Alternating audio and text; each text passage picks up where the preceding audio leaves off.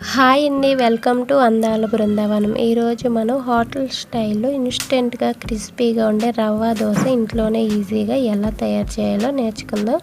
మనం ఇంట్లో టిఫిన్కి ఏమి ప్రిపేర్ చేయలేనప్పుడు ఇన్స్టెంట్గా ఈ దోశ అనేది చాలా ఈజీగా వేసేసుకోవచ్చు. దీనికోసం 1 కప్పు బొంబాయి రవ్వ, 1 కప్పు బియ్యం పిండి, 2 టేబుల్ స్పూన్ల గోధుమ పిండి లేదా మైదా పిండి, 1/2 కప్పు సన్నగా తరిగిన ఉల్లిపాయ ముక్కలు. ఈ ఉల్లిపాయ ముక్కలు మీరు దోశ వేసుకున్న తర్వాత కూడా పెనం పైన వేసుకోవచ్చు. అలాగే 1/2 టీ స్పూన్ సన్నగా తరిగిన పచ్చిమిర్చి, 1/2 టీ స్పూన్ సన్నగా తరిగిన కరివేపాకు, 1/2 టీ స్పూన్ సన్నగా తరిగిన అల్లం ముక్కలు, 1 కప్పు పెరుగు వేసుకుని బాగా కలుపుకోవాలి. ఇలా కలుపుకున్న తర్వాత దీనిలో మనం వాటర్ పోసుకుని పల్చటి మిశ్రమంగా ఎంత పల్చగా ఉంటే మనకి దోశలు అనేవి అంత క్రిస్పీగా వస్తాయి. ఇలాగా ఈ మిశ్రమాన్ని మనం పల్చటి మజ్జిగలాగా కలుపుకుని ఒక 10 నిమిషాలు పక్కన పెట్టుకుంటే రవ్వ అనేది బాగా నానుతుంది.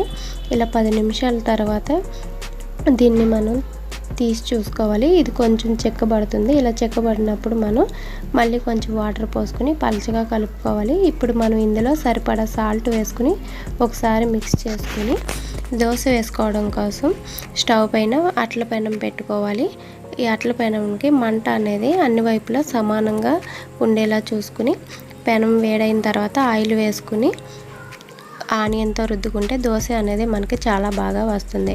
అలాగే అట్ల పెనం అనేది మనకి లోతుగా లేకుండా ఫ్లాట్గా ఉండేలా చూసుకుని దీనిపైన మనం గరిటతో ఈ దోశ మిశ్రమాన్ని ఇలాగ పల్చగా దోశలాగా వేసుకోవాలి.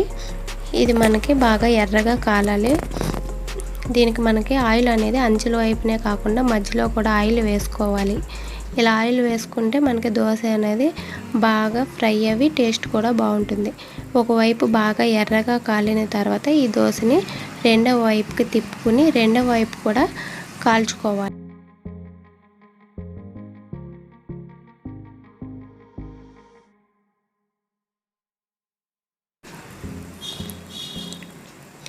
ఇలా ఒక సైడ్ బాగా కాలిన తర్వాత ఈ దోశని నెమ్మదిగా తిప్పుకుని రెండో వైపు కూడా కాల్చుకున్న తర్వాత దీన్ని ఒక సర్వింగ్ ప్లేట్లోకి తీసుకుని మనం కొబ్బరి చట్నీ, అల్లం చట్నీ ఏ చట్నీతో అయినా సర్వ్ చేసుకుంటే చాలా టేస్టీ క్రిస్పీగా ఉండే రవ్వ దోశ రెడీ అవుతుంది.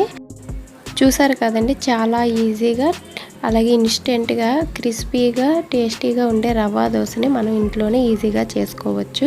ఈ వీడియో కనుక మీకు నచ్చినట్టయితే please like, share, comment. Thank you for watching.